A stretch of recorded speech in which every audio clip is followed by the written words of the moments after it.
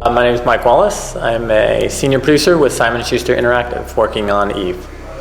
With Simon & Schuster, I did Star Trek Dominion Wars, Star Trek The Fallen, and Seablade for the Xbox. I started with Electronic Arts back in 1987. Yes, that dates me. And I started in customer support, moved on into QA, and then became an assistant producer and sort of worked my way up the ranks there. I've been at Sega, GT Interactive, and now Simon & Schuster Interactive, where I've been a senior producer for almost 3 years.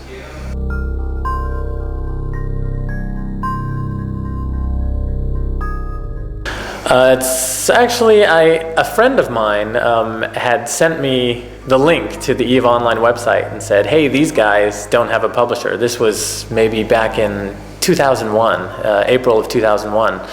And so I contacted the CEO of CCP at the time, sent him an email, and we hooked up at E3 2001 and just met and chatted. And then I didn't hear from him for about 4 months. And at that time, then you guys came out to New York. I think Karten and Siggy A came out to New York, gave us a demo, and it looked fantastic. And we started the negotiations. I think it was about a 8 or 9 month negotiation process, and we finally closed the deal in March or April of 2002.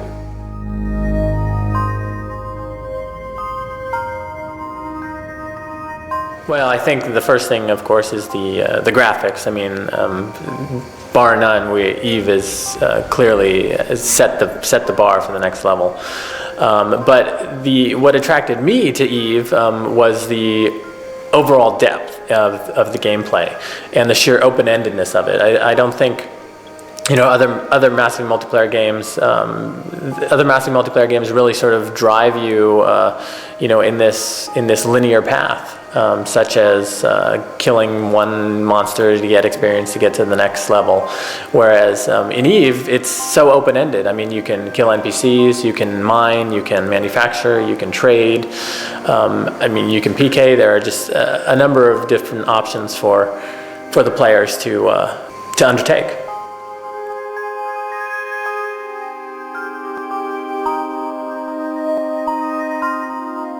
Well, we've provided a number of different means for newbies to understand the game, such as tutorials.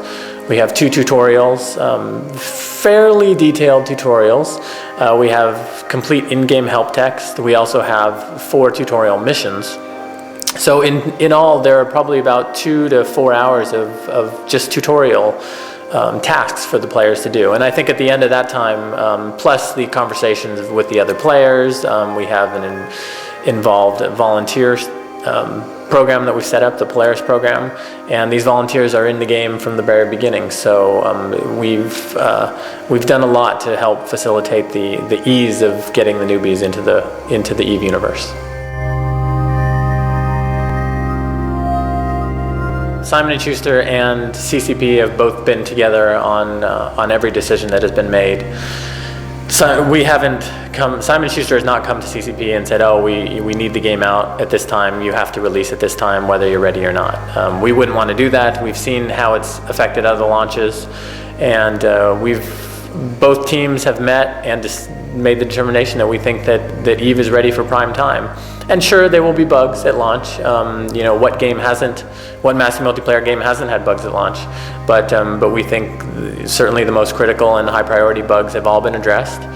And it's a game that auto patches. So players will be able to download patches of new content, fixes, and optimizations seamlessly every time they log in. And production and optimizations will be ongoing. I think that the game is coming together, and certainly our last couple weeks we've done a lot of improvements and optimizations to the game, and I think that all of our customers and fans will be very happy with the final result.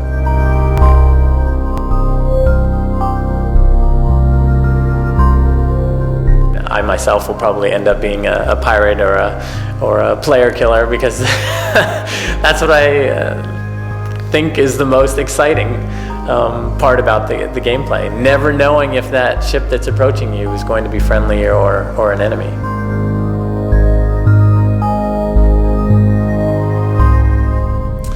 I love living in Iceland. I think that the nightlife is fantastic. The women are very beautiful. And